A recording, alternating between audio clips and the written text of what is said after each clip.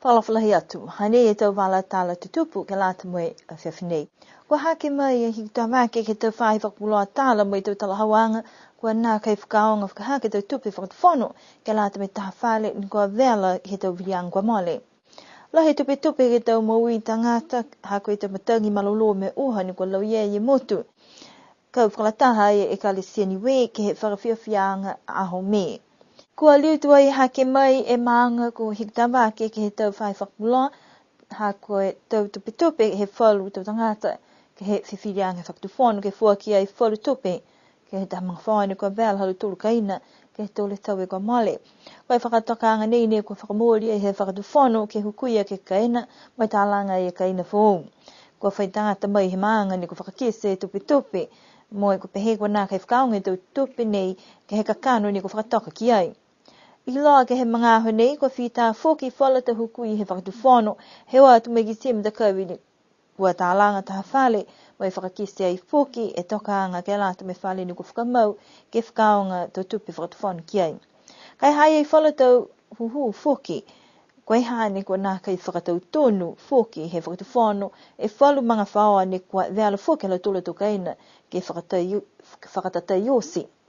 Kua hoko ate tau mana tu whakakise nei ke he tau whahe whakapuloa tala I whafo, mai haki mai ke tau wala tala tutupu, he leo taonga New Zealandi, hoko mai ke mga nei kua whiwhiri ai fuke whakatuwhono, ke nā kei liu whai mana tu whakakise pa ke tala lo tolu moe whahe whakapuloa tala ia. Kai tala hawai e tangata he ana kaina, nā kei moori e tau wala tala, ha koe whale pisinisi ni kua tālanga mai ni he tau tupi he hana moe mga whaoa. Ke la lawhi atu ki ai koe kaina ni kua vela koe whale mga whaoa, lau lahi ni kua whakatutala uloa ki ai, ke lata ai moe tokaanga e he kaina whou. Koe tau whakaluanga e Niue nā kai tatai, si kua hai ai whoki whala tau vihu, ai si kua tōtua tu mga hua, kai mauanga ia e tau koloa, me tau amana kianga ke tā e whale ia. Pehea ia e ke pule maanga ko Mr. Talafasi, kua nā kai mama koe hane kua utawhano, e tau tala kua nā kai mōri, kai tuaha koe tau lalianga nei, he whalu ke whakahingoa ke lea ia, ha kua tata I ke tau mga ho vili. Kua lahe tupi he tau tangata ke mga hanei ha koe tau akau, ne kua viveri ke puala tū, bihia moe tau la akau whoki. Koe ahui nia whine veli ai e taha akau lahi ke puala tū I pētā, mai nā kai whaihala ke hoku atu e tau pele wafi, asi kua watu e whalu ke tau hala whoki.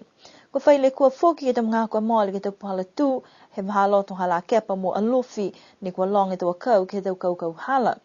E pehe mai e whahinga hua papiliki ka eke kua vivele tau akau, ko lau tōru ka matutake ki ai ke uatu mai utakehe, ka eke ni kua nāke mawhisi o talo tōru kua mai ke I whoki ke laumatai ai e whahinga hua leo. Kai mai longa whakalahi ka eke kua lalai maha ke tau akau, nā kai mai ke langaki, koe whahinga hua papiliki ni kua hai ai e te masini lalahi ke utakehe, kai mai ke ni alu tōru ke uatu ka eke kua whailoa he tau tangata ke alu tōru.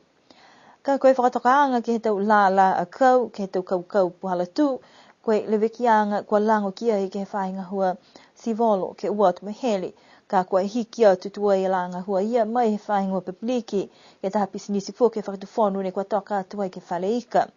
Koe tau hata kianga ke tau tangata ke whakaholo whaineni halu tūra tau mtoka mai hokotaki, ka eke kua whailikua ke tau whainga hua, kua lango ki ai, e tau ngahua ke mai ke halu tūra ke whaitau sianga. Koe pangipungi a whaiumu kua mole ni tolu atua e tau whakapatoanga he e kalisia ke Risiano Niue ke lata moe whakaholoanga uhulolongo koe aho me ke he Millennium Hall I alofi. Koe tahania whakaholoanga mahuinga ni kua tau se langatahe tau ke whakamalolo e whakawanganga he tau lolongo tapu he tau e kalisia takitaha.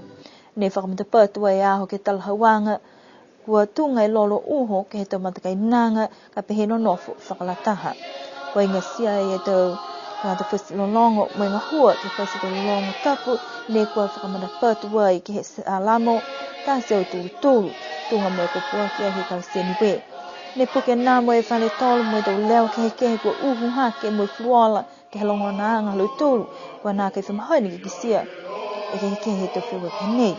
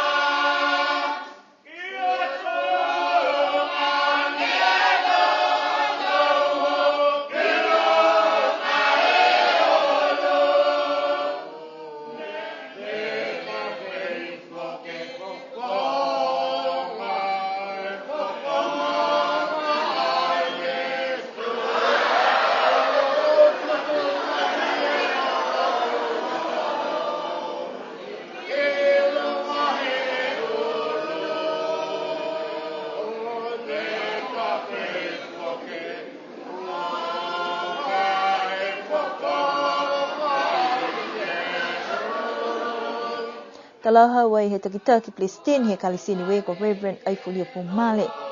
Koe hanga whakau ni ki he tau tangata o si hakua ki sia e fia ki he aho katoa. Koe hana ole ke whakatu mau e kau whalataha ke lata mo tau ahui mua.